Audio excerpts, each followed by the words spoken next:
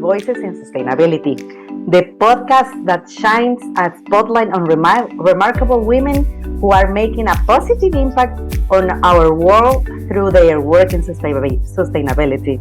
Through their inspiring stories, we aim to ignite the passion of the next generation of conscious individuals and dedicated professionals who are committed to address the global challenges. Today with us, we welcome my colleague, Maria Ines Miranda. And of course, in today's episode, we have the privilege of interviewing Maurem Alves as an extraordinary woman who has been instrumental in driving change in the field of sustainability. But before we dive into our conversation, let's find out who Maurem is joining from us today. Who are you? Tell us something about you. What are you doing? Where are you right now? And we start with that. Maurem? Thank you. Well, first of all, let me thank you for the opportunity to be here with you. It's an amazing responsibility, according to the introduction you made. I am a Brazilian person. I am a forest engineer, now with almost 30 years of experience. And today I work for Klabin, which is a pulp and paper company. And my main role is, let's say, act as a kind of a bridge between all the global discussions in different kind of forums, multi-stakeholder forums especially, and the internal team of sustainability. So I act in both directions, representing the discussions we have internally and bringing into the company all the trends and challenges. And I try to help all the teams to find the best solutions possible for our global challenges. Thank you, Maurem. And I would like to know what encouraged you to pursue a profession in sustainability? What was your motivation? That was always your election, or it was developed during your career development? And which skills you have has allowed you to progress in this path? Because you are now in a big company, in a very important company in Brazil. It's a big responsibility too. So tell us how you get to this point. Well, I think it will sound a little bit romantic, but it is true. I think that probably my connection with nature, since I was a child, has been something fundamental in all my, choices along, the pathway. My parents, I didn't live in the rural area, but my parents did, and they teach me some things about the relation with earth that I believe that somehow guided my decisions in choosing the profession. And when I studied, there were kind of a division in our course, splitting people who supposed to be in charge of production and those who supposed to be in charge of conservation. I never, agreed with this kind of division. I always thought about, things being more integrated. And when I started to understand and to know the forest certification standards, that was a kind of, turning point. Oh, I got it. This is how the things should be, always integrated and connected. So, since I started to deal with the standards for forest certification, FSC especially, things changed and evolved in that direction. Regarding the skills, I think that it's crucial to know how to listen and how to connect the things you listen from different people and different perspectives. This is for me the only way to build robust solutions for any kind of challenge you have to deal with. Thank you, Maurem. So yeah, you start from very, very beginning, no? Glendy. Yeah, and it's not the same hearing that listening, right? So yeah, I like that. I like that. Um, so Maurem, how can women working in sustainability negotiate and overcome the challenges or biases that they may face in a male dominated business or sector? Well, I think the first step needs to choose about the existence of those bias. And it's not that simple. I know a lot of women who probably do not recognize at first some kind of situations where bias are present. And I can talk for myself, because when I was younger, probably I faced some situations that I simply denied that was discriminatory. Kind of a strategy to overcome that, I think this is very common. So for me, it's important to constantly work with our colleagues to make them aware of the reality. This is a first step. Then I think the kind of a strategy to deal with that will vary according each profile. In my case, when I was younger, again, probably I was much more confrontative than I am now. I'm much more mature now, so you can control your emotions and deal with a much more strategic way the negotiation was. But it's important to be aware of the situation, be aware of your potential and capability. This is not that simple also for women. It seems that we always need to remind ourselves, I am capable of that, and try to help the other friends and colleagues to build the same confidence. Wow, Maurem, you address a very important point, which is micromachism, which are these invisible attitudes that prevent us from progressing. Of course, you did overcome this, but of course, it is something very. It's still working, no? This Yes. mansplaining, broad. There are many definitions, no? So we need to deal with that. Yes, you're right. Maurem, can you tell us a moment in your professional career, or maybe personal level, when you face big challenge, something bigger than you, that you, when you think, oh, I cannot solve this, and maybe require you to make important decisions, or maybe risky actions, and how you solve this and succeed? Wow. It's a little bit hard to select one in almost 30 years, but I always remember one specific situation I faced. It was 15 years ago.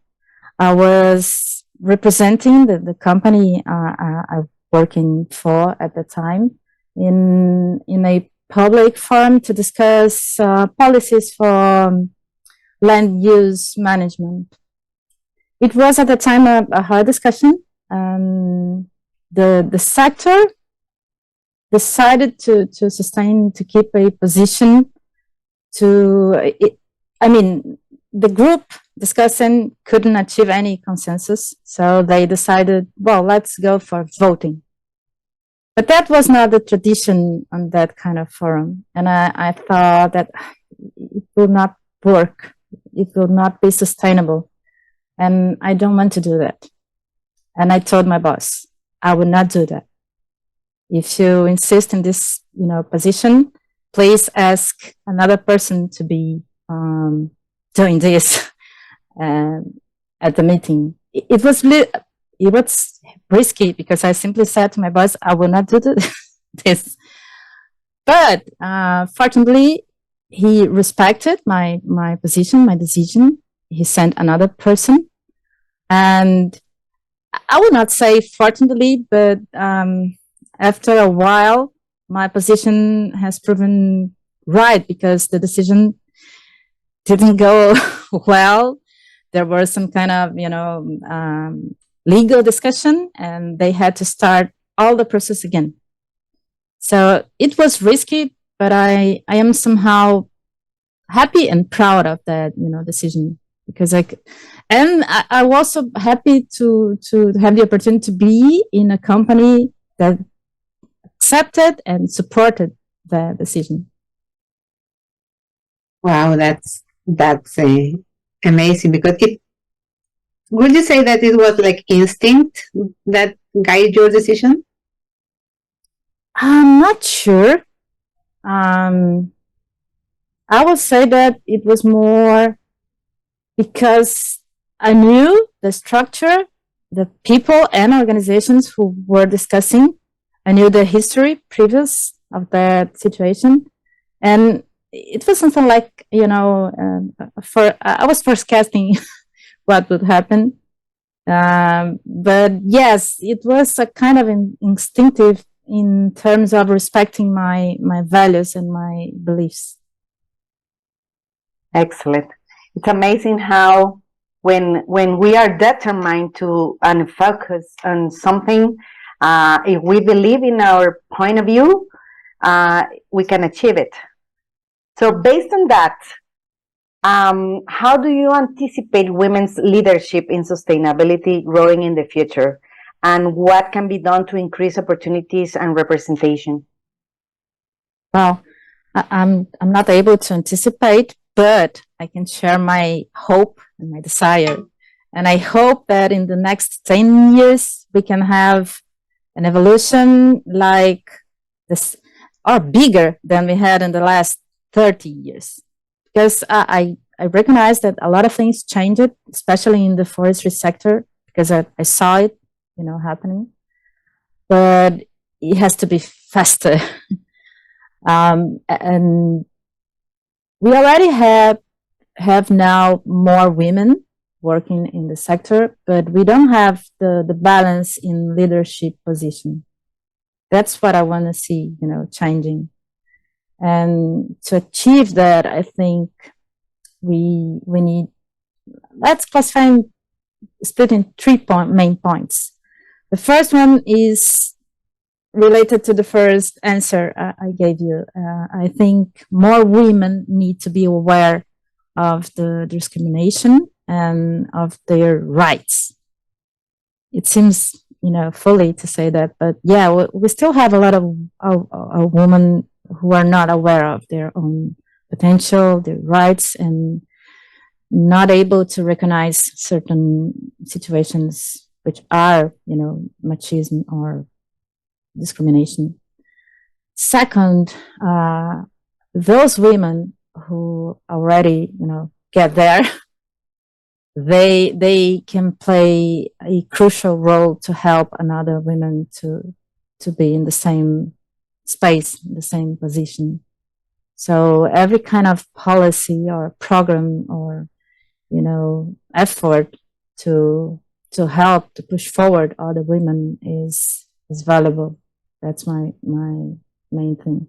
And the third one, we need to improve awareness in men also.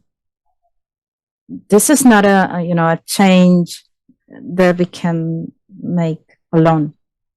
It's a role for the entire society, the whole society. So men, they also have a role to play on that. Maureen, you mentioned men as a very needed partner on this development. And I think men can be a little bit stressed nowadays or uh, confused because the masculine role needs to change. And maybe they are a little bit lost because now the society and women we are crazy now because we are like empowered and they don't understand us and they can see the women empowerment in the organizations as threatening, as a risk. So I think you are very right, and I think Glenda, this is another podcast we need to organize. Which is the new generation of men we need that support women in this in this journey to equity, no equity, sorry, see equity, equality, parity. So I think this is a very important point, and of course the need of role models too. No? Sure. Mm-hmm. Yeah, definitely. Um, You mentioned that some years ago, some 30 years ago, and by the way, you're still young, you were more impulsive. So, what will you tell your, let's say, 10 years old Maureen self? What will you tell her if you can go back on time? Well, I don't think I will tell her to change anything, to be honest. It was important to be impulsive. It was important to make mistakes, and I did a lot. And of course, I still do. We're humans. Yes, Who doesn't? We all do. but I wouldn't change. If I could give him some advice, it would be to breathe deeper. Maybe I've had some suffering without need. I mean, suffering more than it was. Actually, we shouldn't suffer for anything, but we do. But I wouldn't change because everything that I decided or not decided teach me something that allows me to be who I am today, and I'm very grateful for being where I am now. So that's great because you're proud of your child, the Maureen, the child, the little girl. Huh? I will change a lot, but I'm glad to hear that. Maureen, we are aware that you are a candidate for a seat, a position in the International Board of Directors of Forest Stewardship Council, FSC, which is the biggest organization with the mission of preserve or maintain the forest for the world. Forest for all, forever. And this is a very important position. And you represent the economic chamber. So we would like to know, and maybe you could speak to the listeners who are members of FSC and they have the capacity to vote, why they should vote for you first.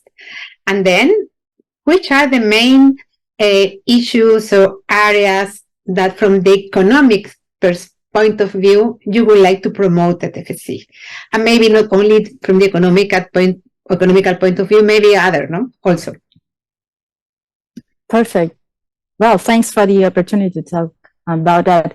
Well, the first point, I think I'm really well prepared to sit as a board member, because I have a lot of previous experience. I was part of the Brazilian board of directors for FSC at national level.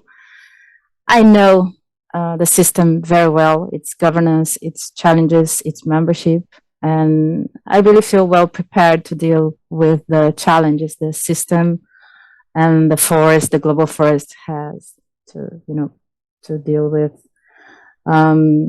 There's some specific reasons why members should vote for me. Besides the preparation, it is important also to think about the gender aspect. If you think about the actual composition of the board and the new candidates and every positions who might change, we are at risk to have a decreasing participation of women. A lot of women might not be in the board anymore. So as a value for FSC to keep gender balance, I think it's, obviously it's not the main reason because, as I said before, I feel prepared, but it's something to think about. Regarding the challenges or, the focus area, I would like to concentrate my action as a board member, if elected. I will mention the small holders topic. I recognize that we are in a good pathway now, but we need to do more. And I will put a lot of attention that we need to, increase significantly the participation of small holders in our system.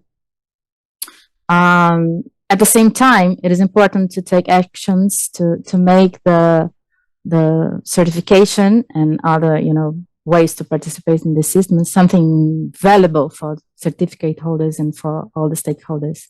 And this is now something challenging, considering all the new global regulations that are, arising. So this is something that FSC needs to put attention.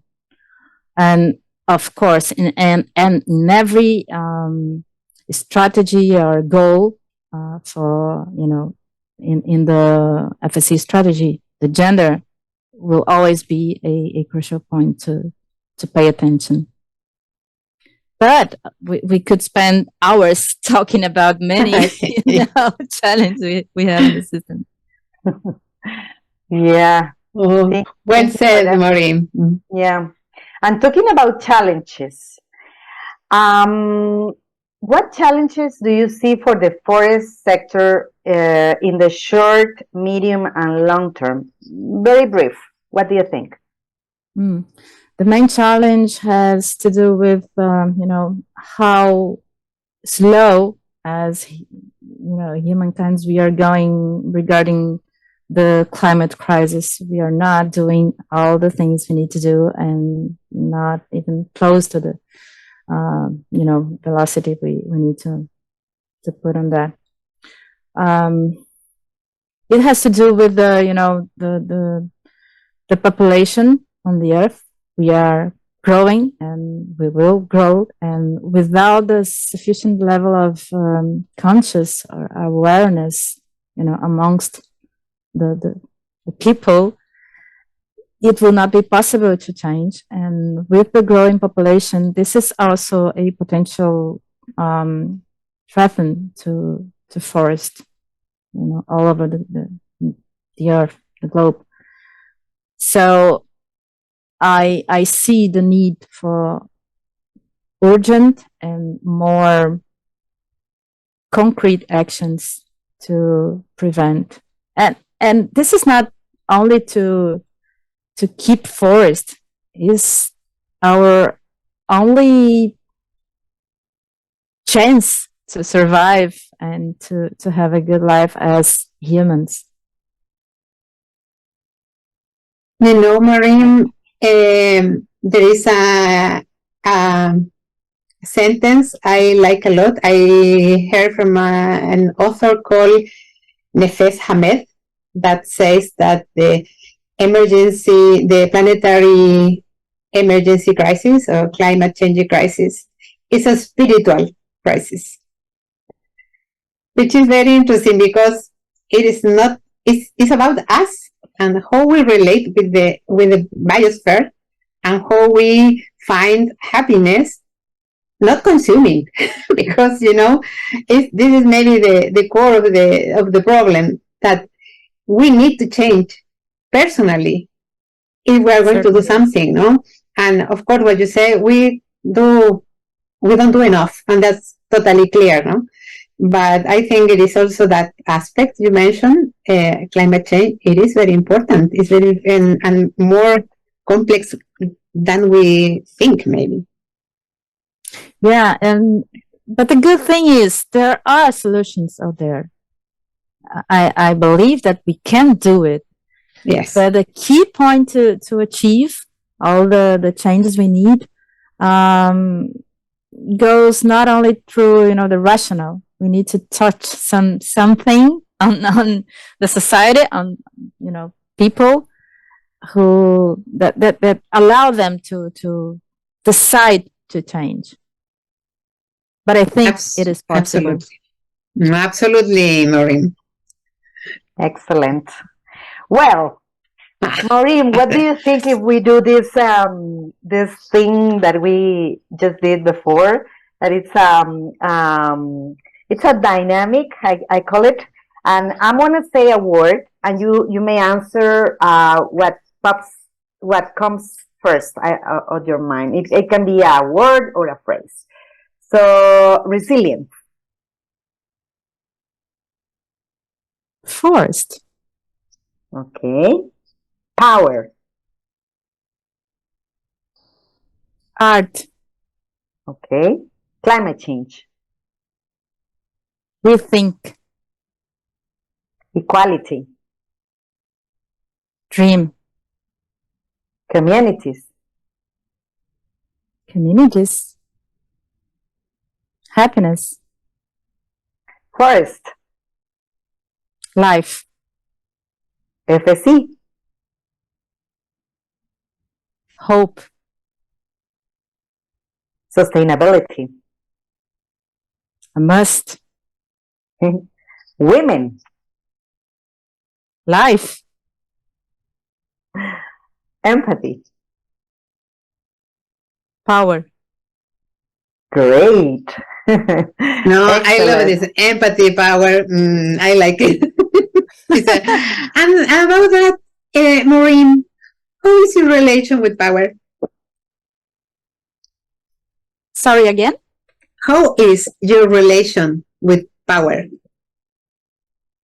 My own relation? Your own relation with, because women, some of us don't feel comfortable maybe in a position of power or having power, or we don't show our power. Mm-hmm. We are more like behind the scenes sometimes. Mm-hmm. So, and maybe we are not so comfortable saying that I like power. I like to be in the places where the decisions are made. I want to be power, of course, expressed in your own way. But who is it? I mean, we have put that question to others. Power.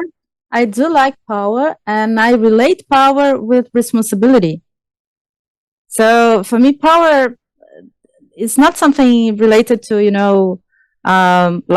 being a pop star. No, it's not about show something. It's about to assume some responsibilities and deliver something important. This is how I perceive power in my own life. I do like to be in a place of decision. Of course, I mean, don't be shy. We are very shy, and maybe you have a lot of experience. We know you have many years of experience, so and you have the power to be in the place where the decisions are made. So, and it's wonderful you are decided to go for the candidacy for the board of directors. So, Glenda, I think we have another question for. Well, Maurem. What message will you provide to younger women out there?